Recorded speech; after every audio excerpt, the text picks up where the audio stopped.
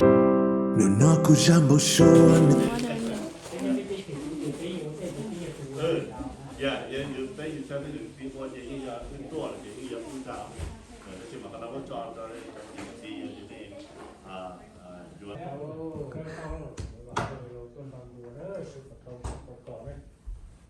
loại tiền nụ tía loại tiền lúc đó tôi sẽ không vui rồi con trẻ con thì tôi ở trên đây loại tiền nụ tía nó đấy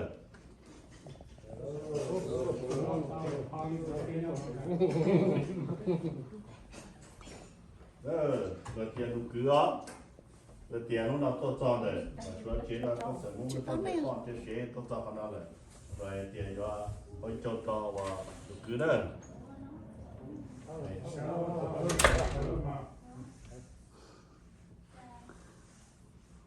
lúc bao rồi tiền lúc nào tôi sẽ không vui con trẻ con thì sẽ tôi cho đấy rồi tiền là cho nó tiền là cứ cho rồi tiền lúc bao nữa này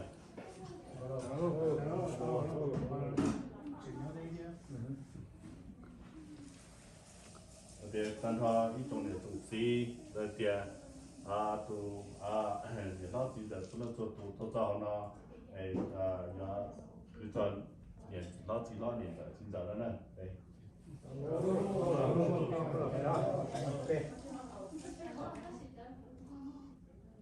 rồi tiền đã trồng đã lúa đã bà đã chế xin mình phải sinh họ vào chế nó đấy rồi tiền luôn nó rồi tiền thông sản phong vui con tiền con tiền chế tôi cho để rồi tiền những họ nó đã bà chế nó rồi cho đã bà đã chế đã trồng đã lúa gì đã chế của mình phải sinh nó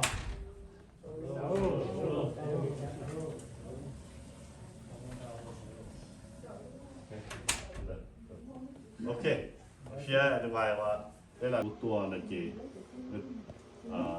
tu này là rồi số trong là tôi từ mình chùa các mình chờ là chị hay là để cháu nhiều có chỉ nhà lo chín giờ một hồi giờ lâu đan lâu nụ tin nụ cứ rồi lên chùa tu rồi thì nhà lý thì mình nhỏ rồi thì cho ông có quan trọng cho nhà rồi thì cái bùa chỉ có cái nụ chỉ cho một chỉ để chỉ cho để cháu nhiều chỉ được cho luôn luôn lố để chỉ những bây giờ mình nhỏ chỉ giờ ông có quan trọng và thì cho nhà để bố chỉ có cái nông chỉ cho khi nó nọ thì bạn để cho nếu gì luôn cho luôn luôn cho là tổ tiên tu tiên sai là để cho bảo chế kia để thọ này rồi tiền này cho bảo chế nên tổ tiên trái tiên gì giờ thì để cho bảo chế đây nên mình tổ tu luôn sai và tổ chúng tôi có rồi để chế rồi tiền mua vui chế chế mua món nào chừng cho chừng có thế có tổ rồi tiền tu có nhát còn phải tổ bảo vệ này to xã thì chạy và nên một chuyện để được vào hè nọ kia để cái gì có để phân phục vụ còn phải các thứ này ok đây đây những thiết gì nó rồi tiền ta những thiết gì nữa rồi tiền ít thọ cái những thiết gì ban đầu tu còn phải có to trong tổ còn là này những thiết gì và số số ý đó chỉ câu đó không tiền đó tiền lo chỉ lo rồi tiền lúc nó và còn cho tiền lo chỉ lo rồi tiền cả cái gì lo chỉ lo ban đầu tu tồn tại cả tu tồn tại to bảo nó tiền lo chỉ lo số xong tiền đó không tiền chỉ là cái gì đó là chỉ xem cho nó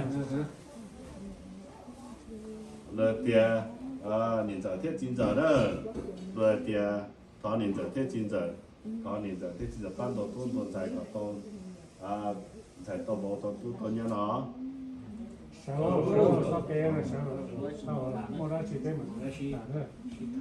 một bộ thế giờ lâu rồi thì thọ một bộ thế giờ lâu lúc đó và cả một bộ thế giờ lâu to ban đầu tu tồn tại đồ cả to nên to trả nó đấy một bộ thế giờ lâu không đâu mà rồi tiền đa lò thia nhẹ đa lò rồi tiền nó vàng nhẹ đa lò thia nhẹ đa lò tua rồi tiền đồ tuôn tồn tại còn tốn nên câu trả nó đấy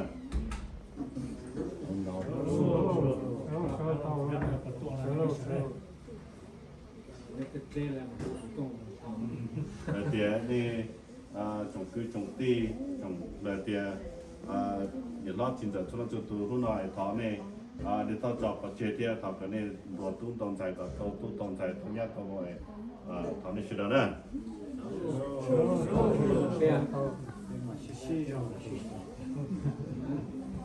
ok đầu tiên mà chúng ta có hai nè chỉ cái chỉnh tra chỉ khăn no chỉ bây giờ chỉ tổ với công tổ qua những hiện tại thứ nó nên đa là chỉ nên pin đa chỉ cái còn cái pin đó là so sánh đi chả tên nó chỉ những kia đó nên là tên nó mà đi qua hai và tàu trung tàu qua là chỉ tên thì chọn qua đó chỉ mà chỉ là cũng nông này cũng có cái những gì thế ra thì sẽ là chỉ tàu này chủ qua là để cái tàu qua theo cái này uo chỉ bị cho cái này uo cái uo tao nào cái tiền lâu lại phải nó rồi đi phải ok cho đấy ok cái này là chỉ biết họ hay là nó đó thì cái chuyện này yêu tên nó ok cái chuyện này mua cho bên lịch tuần rồi để bên đồ chỉ tao sai đấyวันจันทร์ได้โปรchỉ tao được khá rồi này đấy đúng rồi cái chủ cái tàu đấy nó to là chỉ bây giờ ta có hai mà to là gì chúng ta có một tàu cá tàu đốt tàu kia thứ ta để tàu chọn có chuyện thế tuần rồi thế thì cái giờ họ ý kiến chờ chỉ mà đi qua hai chỉ mua và kho chỉ bây giờ chỉ qua ít bà đó tua chỉ này sẽ hậu ít bà làm nè mình đó nè ok mình đó nè đúng không nè một chậu trái à nè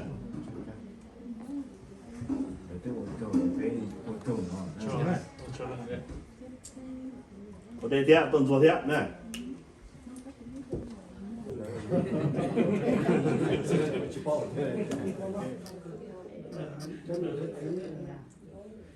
nói giờ đi công ta chỉ này giờ này là gì thì này là tôi là chú là còn ta để đi sau này nó chỉ nông tôi là nông tôi đi công với nhau đi công với nhau ta chỉ đi công với nhau giờ tôi là chấp là chuyện là tôi做了人做考了人考，那了嘛？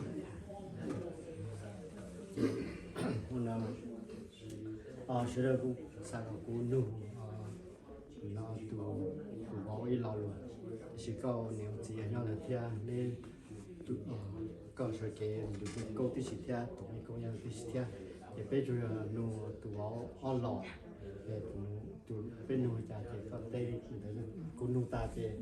có tụi đang làm nó hay English thì chỉ có clear thôi là chỉ bây giờ đi hơn được tụi sai họ thi thì cũng có sẵn rồi thì nên ship bao rong bảo chứ how good you know each other and then we go next question có lưu biết tụi sai bảo chứ giờ thì có yếu to rồi có yếu lưu nữa lưu nên nhiều vấn đề bảo chứ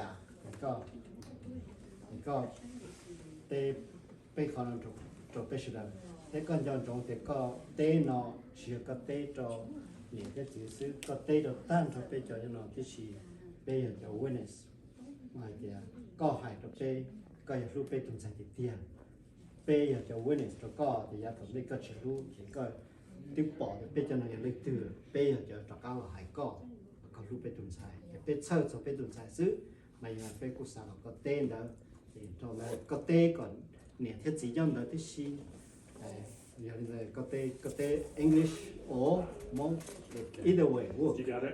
Yeah. Do you want me to try? Okay. Tôi bốn đến tuần sai tôi xa gì xong lỡ. Để cũng nhà nước tuần sai hẹn cơ. Tôi lấy tuần sai tự tiêu. Giờ chú lưu thì chỉ tôi nó nữa. Yeah, lưu theo nhà tự tiêu. So, you know, so lo the nekta thought for the jongxia the ma. Thì sao biết tôi thì có rồi là lúc có tao tên mày có vô tao biết trong sai có lúc mỗi già có lúc cho nó từ có lúc mỗi già Lu thầu có to xem mà. Yeah. So you're gonna love her forever, right? You're gonna love her forever and ever and ever. Yeah. lúc chơi trò nhẹ có giờ lúc 我这到让个耶路个大是内，你冇就大是内，老路我打嘛，基础高标准贴高路个探讨也是内，有人他怎么样？你跟我讲。这有那个我弄公差，这个也公差，这也不都升职了，我还要这个，我说的个公路的话的，这那这条公路昨天我要要就那个呢，我还要这个，路那个节制线的个有公蒙，我对路到你们没蒙啊，公蒙。ก็เจ็ดสิบก็อยู่หนึ่งก็อีเป้าแต่หนึ่งลูกก็บริจาคละแค่ก็อยู่ตรงหนึ่งก็ลูกหนึ่งบริจาคลูกหนึ่งตรงเดีจอเนี่ยแค่ตัวรงแล้วก็อยู่ลูกแล้วก็อยู่ก็สาธิตฟูฟันใช่ป่ะก็อยู่ฉุกเฉินไปนู่นน่ะก็เตะตัวจ่าก็เตะจ่าก็ understand เนี่ยจะอยู่ในก็ชื่อ understand เนี่ยจะtranslator To understand. Most part. so either way sai to ta lúc nó giờ có lên là nó chỉ bên một có từ nửa lên đó yeah còn bây giờ có final decision rồi đó Yeah, so he's here, right? What is your mom name? Go home, right? So we know his mom name is Go Home. He came here to marry you and take you away from us. Are you going to love him forever, right? Your parents have brought you up really well, okay? So going forward, love him, love all of us.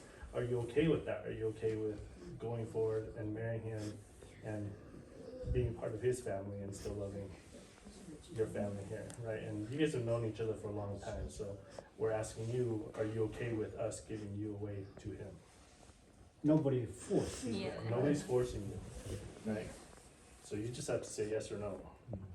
Yeah. Đây là lau cho mom mình đây cái ghế rồi. Yeah. Why were you Yeah. in your ก็ให้ heart บริ there? จาค Yeah.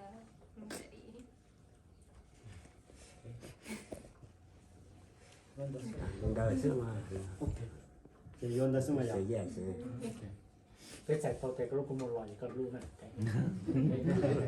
บอกว่าอีกแล้วก็อันนี้ตัวนี้ว่าจีเราเป็นจังตอนแต่ไปตัวชายไปตัวหมดนะจริงลูกไม่ตัวตู้แกแต่ที่หมดลูกเนี่ยลูกจีแกเนาะนี่สักคนจะไปสาดไปเชื่อชิบตาต้องเลยผู้สาวแกลูกตาเนาะเสียลูกจะเราลูกเราตัวกระต้าหัวใจมั่วชิบไปบ่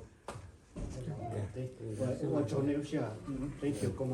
现在我选了这些的话，还自己家了，老板了，这个还วันนี้这人家自嘛，被包我这有这，那个人了，对别的什么，讲了对好了他们这，那种，有些这个老了就听人落，这好了这，我也落，我后那个大好了就一起被记老了，看到的呢，OK，这我做到我热天子了，被热天子，我被。ไปแล้วเขา Cái nĩa แต่ đấy. เราก็ยังให้เขาเลยจริงเลย nó theo Cái con chơi rồi. Chơi con chơi. Lấy vô Dạ. tôi chơi. เขาไปเลยยอดรู้เนี่ยรู้สิฮะ Chị chỉ lo ya. Ok. Chỉ lo. เชิญสังเกตเลยอย่าจงจมูก Ở đây lúc sẽ ok. Ở đây ok. Thì chỉ lo giờ không thứ. Lo cho sao? Ok. Có cái Ok. hai Chụp chỗ bé. bên kia chứ. Bên kia chứ. เชิญสังเกตเนี่ยเรายังไม่ได้ชิลเลยตัวจริงเนี่ยเราเพียเนี่ยเราตัวเนี่ยตัวปั้นเนี่ยเราเนี่ยนะ Ok. Hiện giờ thế chín giờ thế. Thế up. Tôi hiện giờ thế chín giờ. เราจะสินสันจะเยอะเนี่ยไม่ได้ชิลเนี่ยหัวสต้มเราเนี่ยจะสินสันตาได้จี Ok. Đã lâu thì đã lâu thế. เราเชื่อเราลงเลยเยอะได้หรอแค่จีไม่ได้ชิลเลยอย่างนี้ Một phô thế giờ lâu thế. Phô thế giờ lâu đấy, một chỗ đấy, phô thế giờ lâu. Đi nó to. Cái này nó thế nào? เราตัวปั้น Thì nụ ti nụ cửa. 我找了能订都可的。 We'll just have to have drink a beer together. Okay? 好了，让你说。 这个在现在天这年老年在我泡药说多好呢，哎，我就晓得教。 Đang tao à. 谢谢。 OK，我就知道。OK。